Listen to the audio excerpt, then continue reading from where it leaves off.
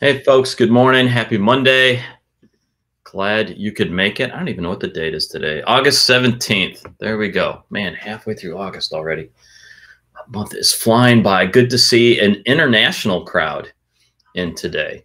Lovely seeing some folks from Portugal. Man, do I miss Portugal. At this point, I miss Georgia, everybody. If I don't get on the road pretty soon, I'm going to lose my mind. Hey, Amanda Moore, good to see you in here. Sidhar, good morning. Dan, man, the regular crowd all popping in. It's good to have everybody here. Please let us know where you're from in the comments. One of our favorite things to do.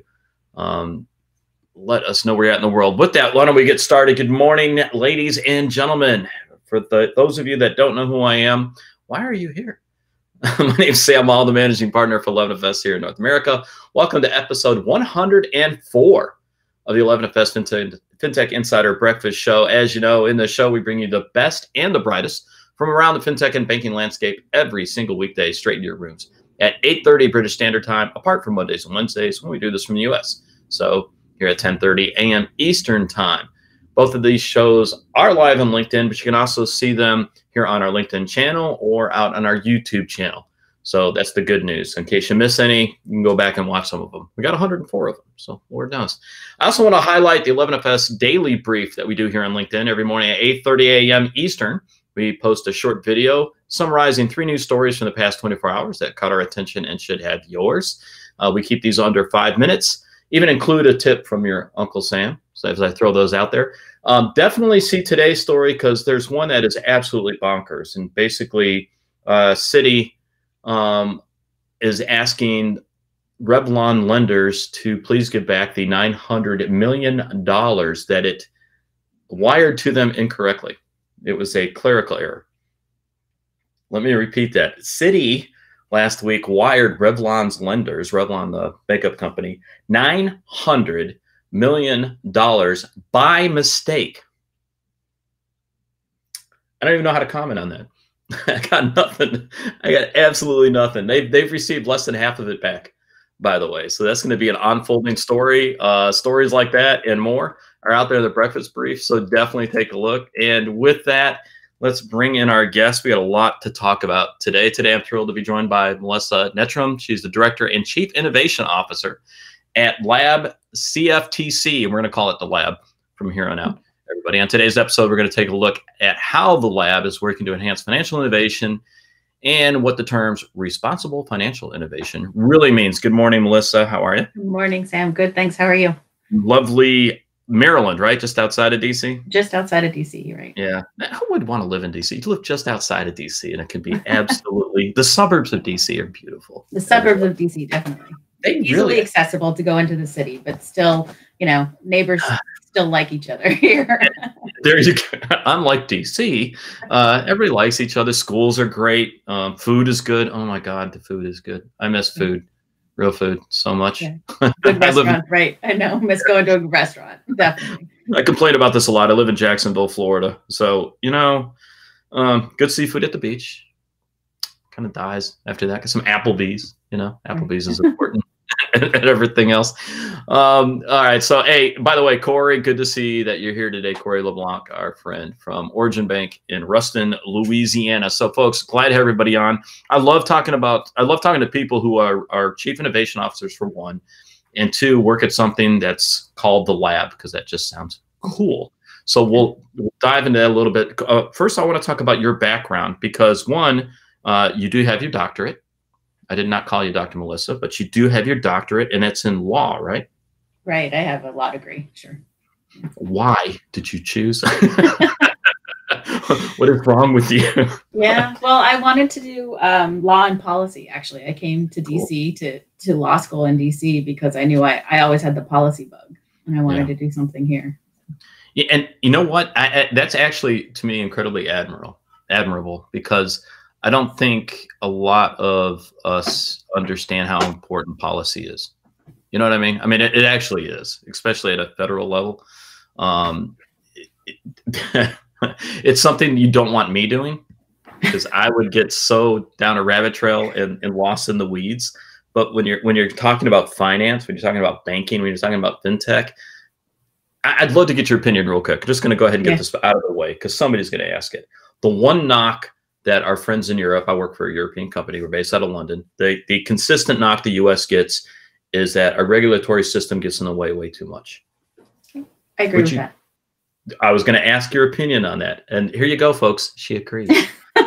I think, the regulatory and legislative process that we have is not sometimes as straightforward as it could be. And I think what could be logical in terms of, well, this just makes sense, let's just go do it. Sometimes you have constraints about what you can and can't do. Maybe some outside circumstances like now, the pandemic, or an election year that play into timing and how you can actually move things forward.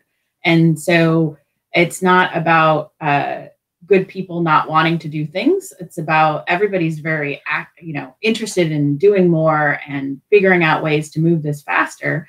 The problem is you have outside forces that tend to play into it. Yeah, I was told, one, let's give a definition if you don't mind for the CFTC. That's the Commodities Futures Trading Commission. Could you talk about what that organization does? Sure. So the Commodities Futures Trading Commission is the U.S. regulator for the derivatives markets.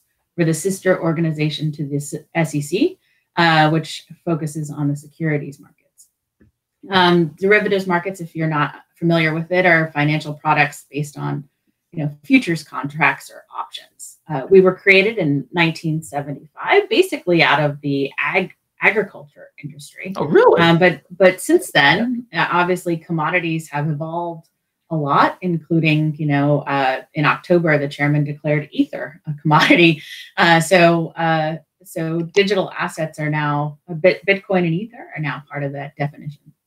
I'm actually putting that in the comments. The chairman declared Ether a commodity, right? In last October. Okay, so every geek on this call just went, ooh, this is going to be fun. Yes, we are going to talk about crypto a little bit, folks. And you run a part of the organization called the Lab. So do you want to describe that part? Sure. LabCFTC is a section of the commission that was created about 3 years ago, but primarily focused to promote what we want to talk about today, which is responsible innovation. I started in October, and in October, the chairman actually elevated us to an official office, reporting directly to him, which actually helps his innovation agenda, and also to make it clear that innovation should be core to everything we do. So since I've come on board, having that ability to work directly at senior staff and also with other fellow division directors has really helped push a number of initiatives forward.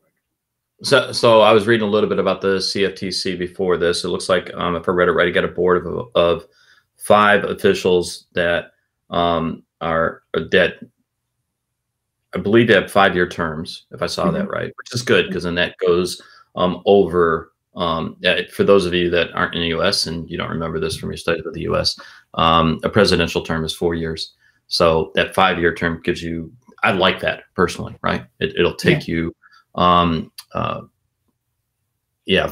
that just makes sense to me, one. And it makes it interesting because it is part of, the federal body overall, but in an incredibly important space. It is rather funny. I love how you said you're like the sister to the SEC, which we all hear about them constantly. But derivatives have such a massive impact to the U.S. economy. For those of you that pay attention, I'll go ahead and say that. The crypto side of that to me is fascinating. I do want to dive into that, but I actually want to throw out a quote that you gave. When you described your office, you said it's a cross-commission door for investors and innovators to come in and talk to the commission. That's a nice quote. You want to expand on that?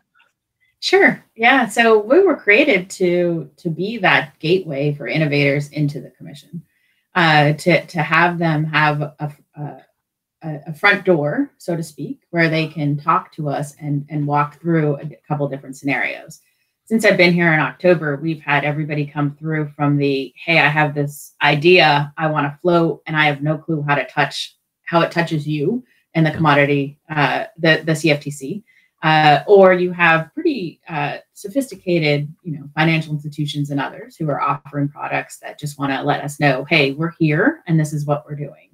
And then you have anything in between.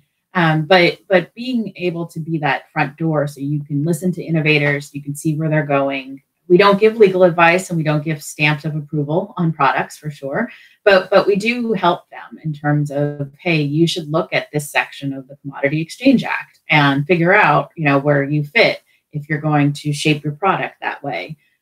We also, shout out to the derivatives lawyers, because we often will say to them, make sure you go contact a derivatives lawyer. These are folks who not only know the Commodity Exchange Act inside and out, but know what it's like to be working with us, especially during the registration process.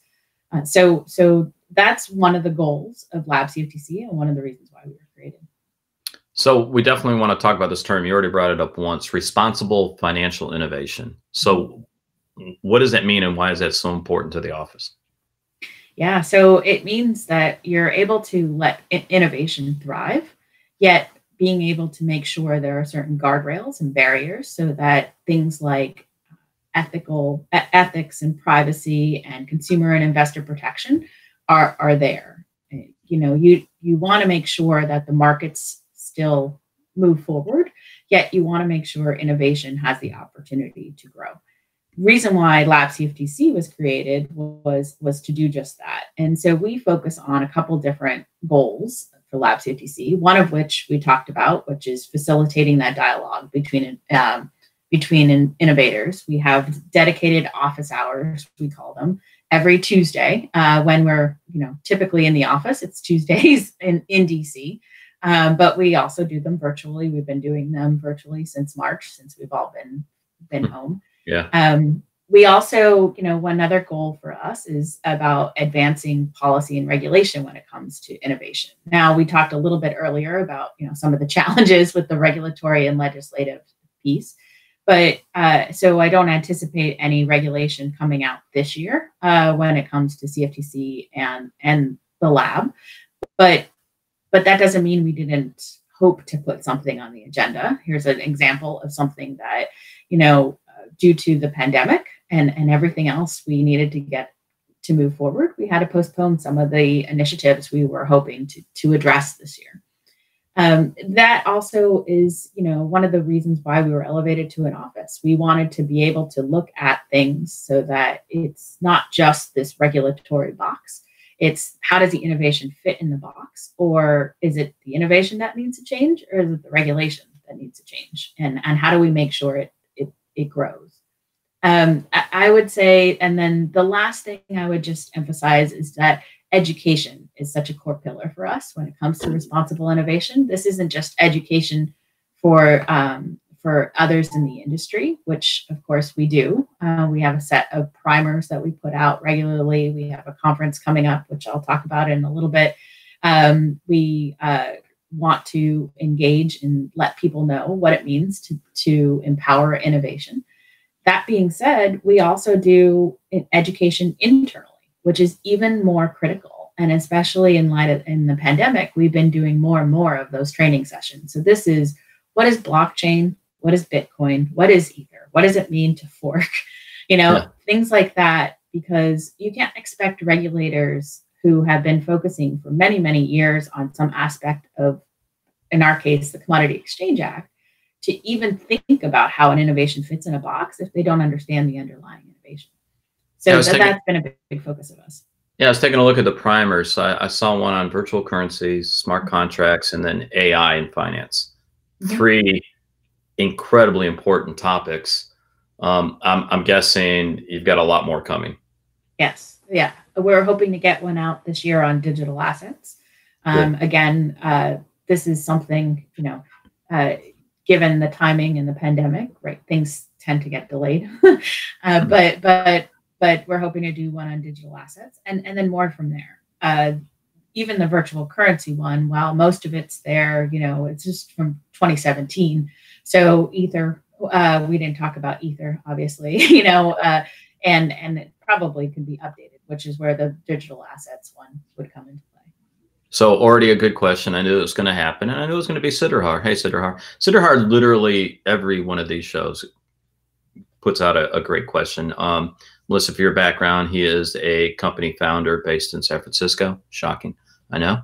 Not many companies based in San Francisco in the tech space. And it was sarcasm for everyone. So Sidharth said, my knowledge of commodities extends to trading places with Eddie Murphy and Dan Aykroyd and orange juice markets. Yes, thank you, Sidharth, for that. And why I didn't start with that joke, I don't know why. But here's this question. Are you looking for fintechs to innovate in better market operations, so like pricing, speed, et cetera, or in better quality and process governance and guarantees of underlying commodities?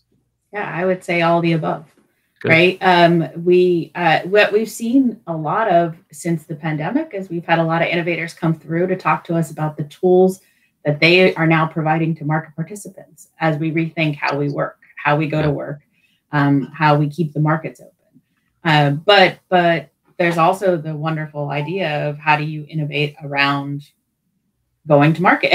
How do you innovate around new products that you can offer in the market? And so we're not limiting the types of products that you would come through to talk to us about. You know, I'll say one thing that I've definitely seen over the past few years is a change in tone from a regulatory standpoint, especially from in the U.S. for those that are, especially those that are running different agencies. So, for example, the chairman of the FDIC has been very outspoken about trying to talk a heck of a lot more with startups that are out there, fintechs that are out there, and the banks themselves, to hear from them and to change their approach. Anything that you do in government to change is tough. Everybody, just flat out, will say that. As somebody who spent it's slow. Somebody who spent the first 10 years of his career working for the government. It's not easy. It is a beast of an organization to change. But I'm seeing and it's happened over the past couple of years. I think 2008, the financial crisis, really drove a lot of this, to be honest. I know a lot of you would say we overregulated. Definitely an argument there to be had. But I do think that over the past handful of years, we're definitely seeing a little bit of a sea change in attitude toward it. I agree 100%. So prior to coming here, I worked for a company called Intuit, tech company based in little tiny company. Little tiny.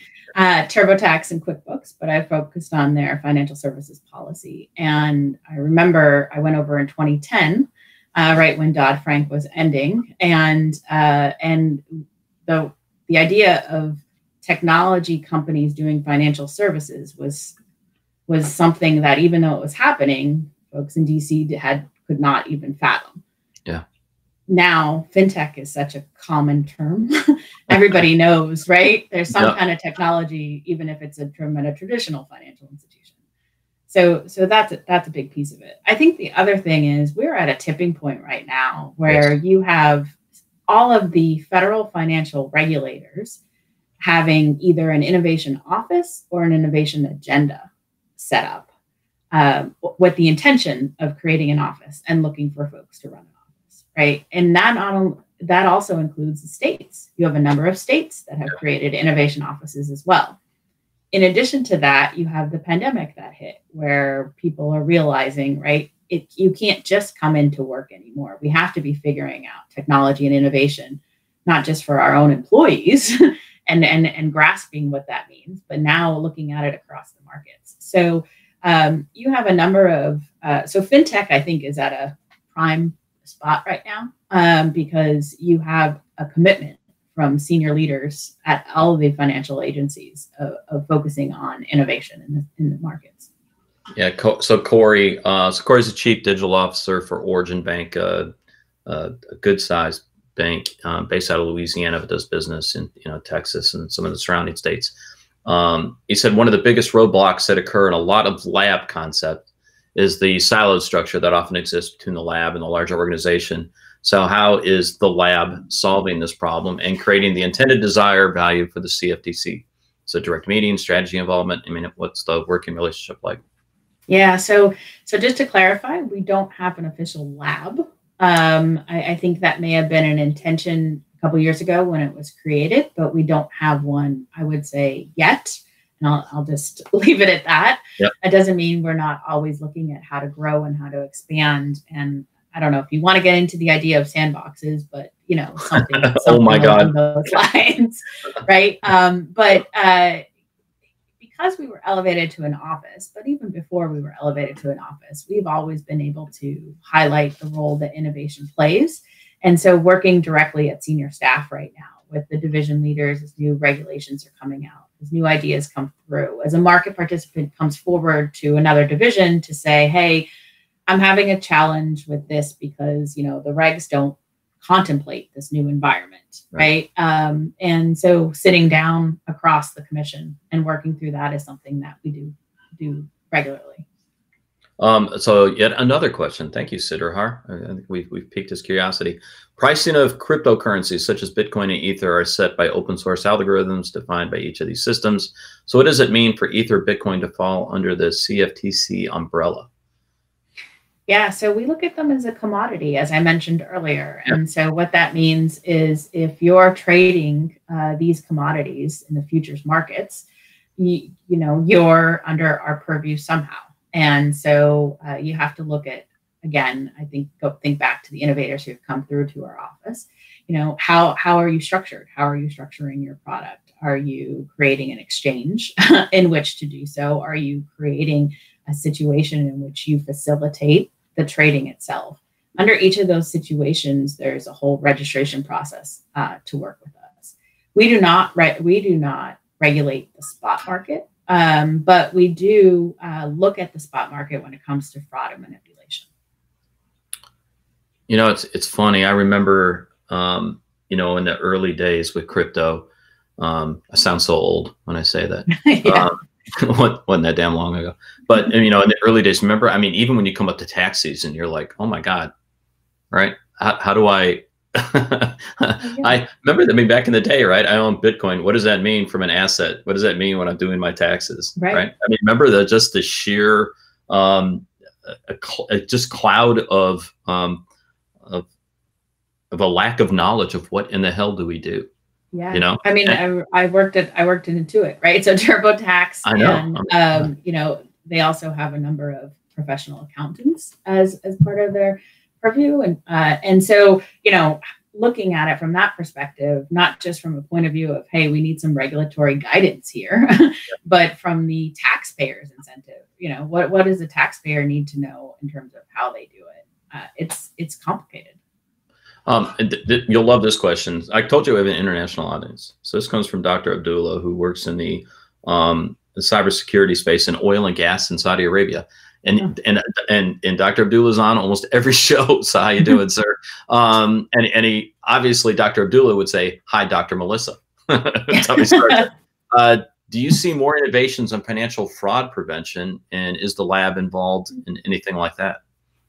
Yeah, there are a number of innovations out there that help in terms of tracking, especially in the digital asset space now, being able to track digital assets and helping with know your customer and any money laundering requirements about it.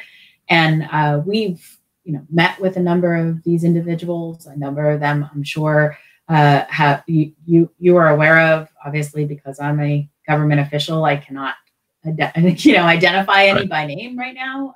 But I would say, yeah, there have been a number of innovations in that space, and I think there will be more. I think again, one of the things the pandemic has showed us is that technology and innovation need to be core to everything we do, how we work, how our kids go to school, even how we go to the doctor, right? Yeah. And so with that, though, comes the underlying cybersecurity, privacy, all of those aspects that have to come into play. And I can imagine there will be more innovations out there like that. I'm going to ask you the hardest question. This one's actually going to come from me. No, the one thing we consistently hear, and it's accurate, is the pace of change of technology, right? Let's just be blunt. The pace of change of technology from a regulatory standpoint is almost impossible to keep up with. We used to use the joke that the regulators were, still doing a landline type regulatory overview for an internet-based sector, and you know, if anything, that's just speeding up. You know, I actually read something today, folks. It'll be in the breakfast brief tomorrow about how, Lord, a discovery of how to integrate AI in the cognitive conscious of the human brain. There was some breakthrough that happened yesterday. The headline terrified me. I read the article. I got more scared when I read that. So the pace of change, when you combine that with something like the outbreak that we've had with COVID, right, to where we are all working from home. And I think we've actually learned as a society that it's amazing what portion of the workforce can work from home safely, which is nice. But then what about the people that can't? You know, flat out. How do you put safety measures and everything in front of them? Does the pace of change when it comes to technology and innovation scare you or make you optimistic? Especially as somebody who's coming from this from a regulatory,